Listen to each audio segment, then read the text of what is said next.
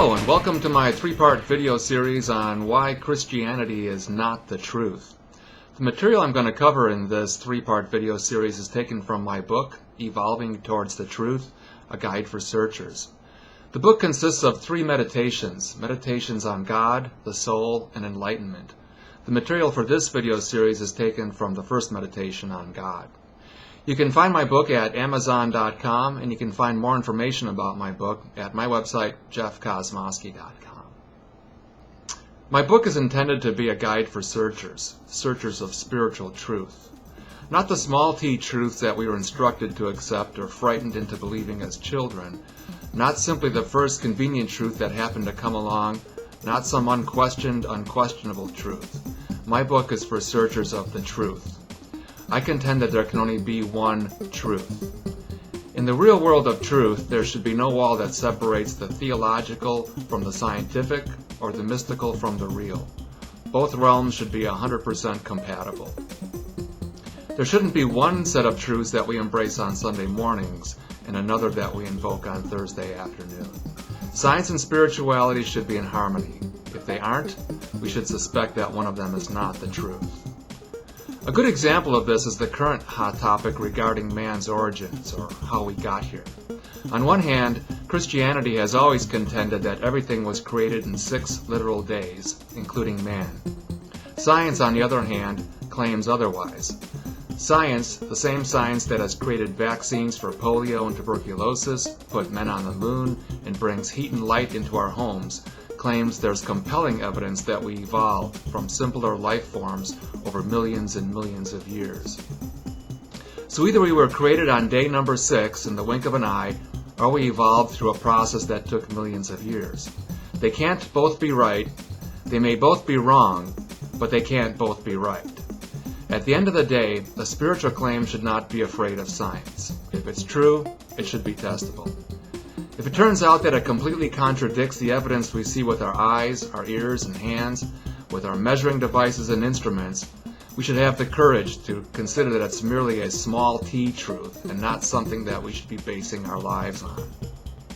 So as a service to other searchers of spiritual truth, I'd like to demonstrate why Christianity is not the truth, and why, if you are a truth seeker, Christianity is not the place to be looking.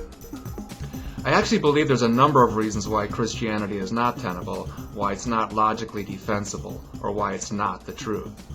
So, to start and simplify my explanation, I want to present the top 3 major claims of Christianity. Major claim number 1 of Christianity. If at the moment you die, you don't believe that a man named Jesus did certain amazing things roughly 2,000 years ago in Jerusalem, your soul will go to a place called hell and be tortured and tormented for eternity. Conversely, if at the moment you die, you do believe that a man named Jesus did certain amazing things, Christianity claims that your soul will go to heaven. It's not clear what or where heaven or hell are, or for that matter, what a soul actually is, but nonetheless, for our purposes here, it should be assumed that after dying, heaven is a much better place to be than hell.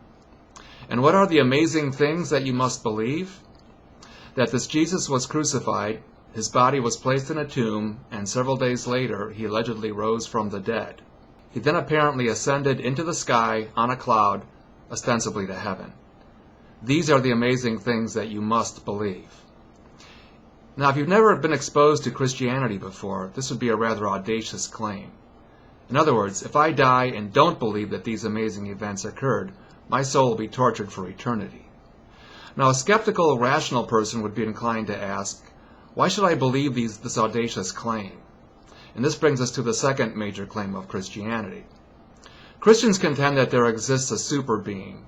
They contend that it, or he, or God, as they refer to him, made the universe, the earth, and he actually made you. He's always existed, i.e. he never had a beginning. There was nobody or nothing that made him. It's also contended that he is infinitely intelligent and knows absolutely everything there is to know. He knows the future and he knows what you're thinking before you do. So he's omniscient, but he's also omnipotent. Oddly, nobody alive today claims they've actually ever seen any direct evidence of his existence. Perhaps more oddly, this amazingly awesome super being doesn't appear or communicate with us, at least not in the way we normally communicate with each other. However, it's claimed that he used to thousands of years ago. The records of those communications were written down and now appear in a book we call the Bible. Many Christians claim that the Bible is infallible.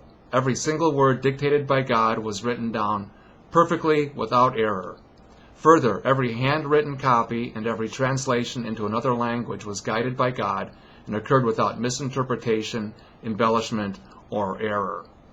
So, claim number 2 is that the authority behind major claim number 1, about dying and going to hell, resides in the integrity of the Bible.